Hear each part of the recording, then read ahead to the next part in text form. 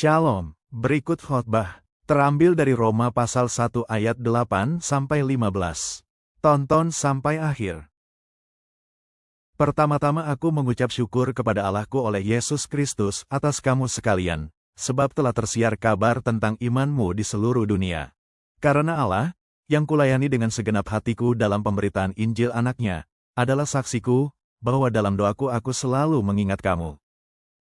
Aku berdoa, semoga dengan kehendak Allah aku akhirnya beroleh kesempatan untuk mengunjungi kamu. Sebab aku ingin melihat kamu untuk memberikan karunia rohani kepadamu guna menguatkan kamu. Yaitu, supaya aku ada di antara kamu dan turut terhibur oleh iman kita bersama, baik oleh imanmu maupun oleh imanku.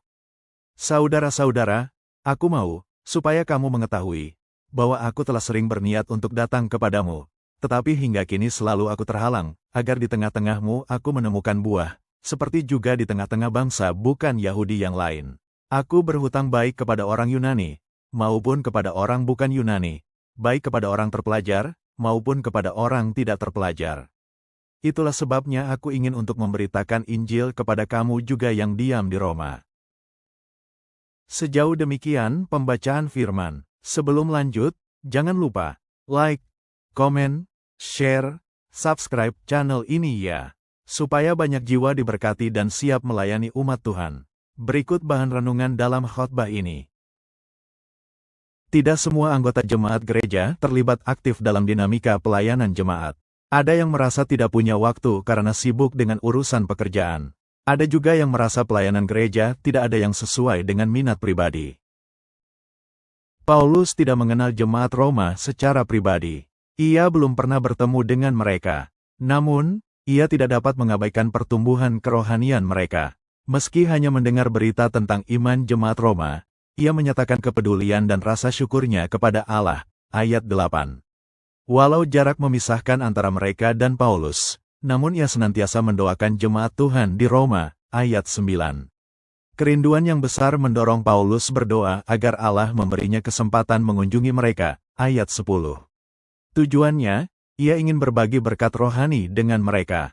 Melalui rahmat Allah yang diterimanya, ia ingin menghibur jemaat Roma.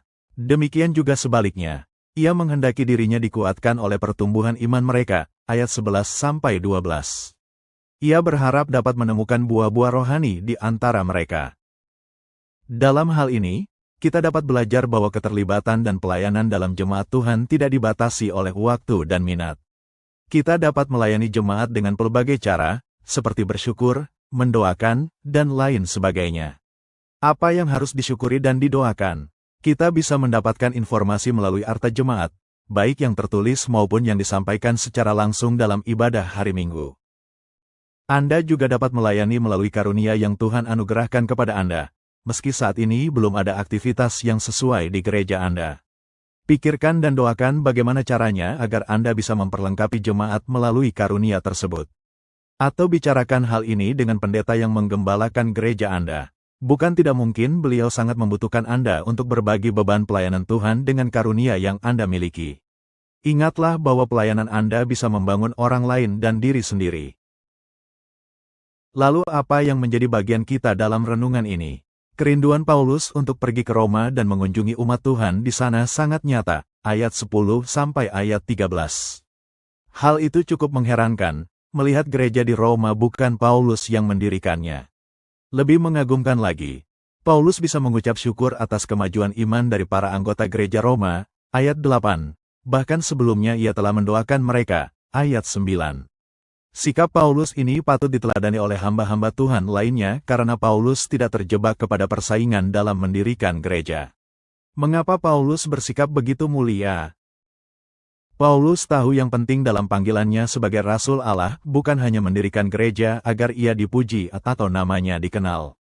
Bagi Paulus yang penting adalah Injil Tuhan Yesus diberitakan dan banyak orang bertobat dan diselamatkan lalu dipersekutukan dalam gereja. Paulus berhutang Injil kepada semua orang. Ayat 14. Pertama, Paulus tahu bahwa Tuhan mengasihi semua orang tanpa membedakan bangsa, status, dan lain-lain. Dengan berkesempatan berkunjung ke Roma, Paulus bisa bertemu dengan banyak orang dari berbagai bangsa di dunia waktu itu. Anggota gereja Roma sendiri banyak orang bukan Yahudi, ayat 13b. Kedua, Paulus tahu bahwa hanya Injil Yesus Kristus yang bisa menyelamatkan orang berdosa, ayat 16, karena Injil menyatakan kebenaran Allah bahwa hanya dengan beriman kepada Yesuslah orang berdosa dibenarkan, ayat 17.